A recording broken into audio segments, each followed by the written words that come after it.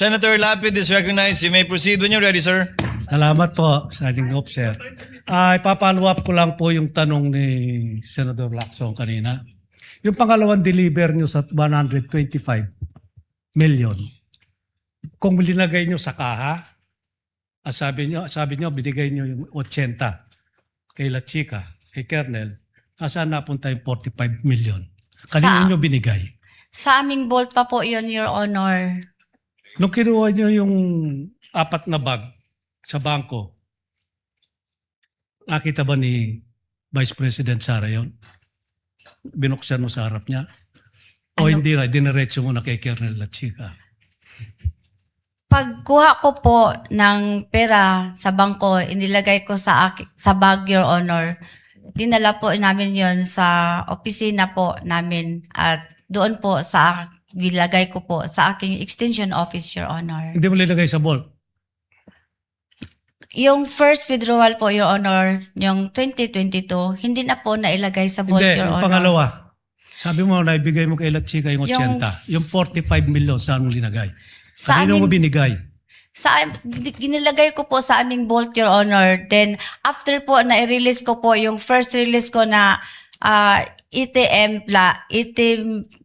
million plus, after mga 1 month po, Your Honor, nag-submit po sa akin si Security Officer La Chica, Your Honor, ng Fund Utilization Report, Your Honor.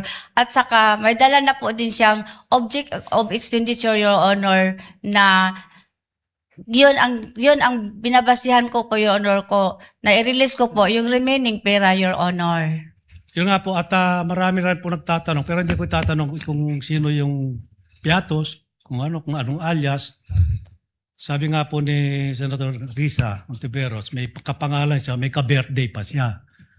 Meron din pong sinabi yung prosecutor na may 2 lapid na nando doon. Papasalamat po ako kung totoong lapid yung kamag-anak ko po kasi. Sabi po kasi ng tatay ko, basta lapid kamag-anak ko. Kaya magpapasalamat po ako sa defense at kay La Chica kung nabigyan yung kamag-anak ko. Kung hindi, kung alias yun, paano yung pangalan at apelido namin na inalias nyo lang pala, hindi totoong tao? Your Honor, yung mga documents po na yan ay galing po sa security officer, Your Honor, na si Colonel La Chica, Your Honor, na itinalaga po ni Vice President, Your Honor. Kaya po nag-rely po ako, Your Honor, sa kanya kasi meron po siyang office order, Your Honor, na siya ang security officer, Your Honor, at siya po ang mag-implement ng mga various confidential operation or activities, Your Honor. Ba't yung pinagkatiwalaan si Colonel La Chica, may nakita ba kayong background niya? Nung siya, active pa siya hanggang ngayon, meron ba siyang intelligence fund sa office niya, na sarili niya? Kasi karamihan ng mayor, local official, military, police, army, navy, may mga intelligence fund po yan. Siya ba meron bang sariling intelligence fund? Hindi ko alam, Your Honor.